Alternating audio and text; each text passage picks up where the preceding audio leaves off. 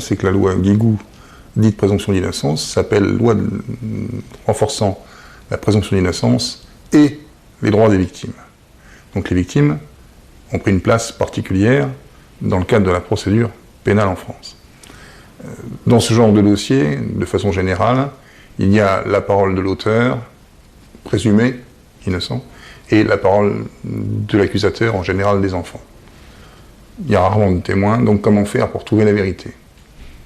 Un des éléments, c'est effectivement la parole de l'enfant, l'interrogatoire de l'enfant. L'interrogatoire de l'enfant, c'est quelque chose de difficile à mettre en œuvre, parce qu'on connaît la fragilité de la parole de l'enfant.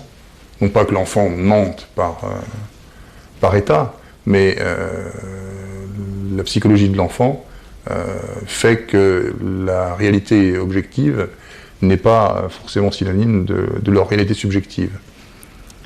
La parole de l'enfant est recueillie par des gens qui ne sont pas formés en général pour ça.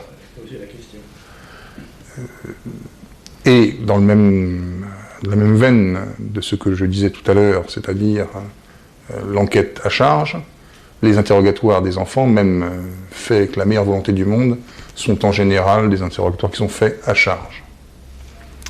Je vais prendre l'exemple de Cédric, mais on peut trouver d'autres exemples dans d'autres dossiers qui seront aussi parlants et aussi criants.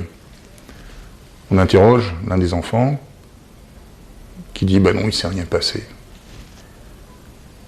L'enquêteur dit à l'enfant « tu sais que le Père Noël te voit, et si tu mens, tu n'auras pas de cadeau à Noël ».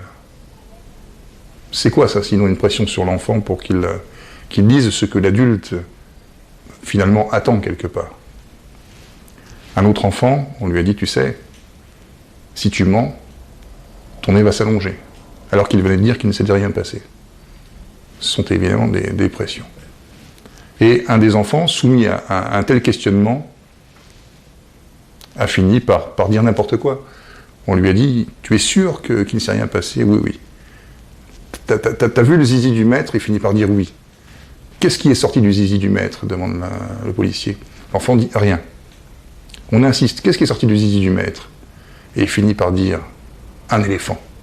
Je crois que cette réponse de l'enfant est tout à fait symptomatique de la façon dont les interrogatoires sont menés.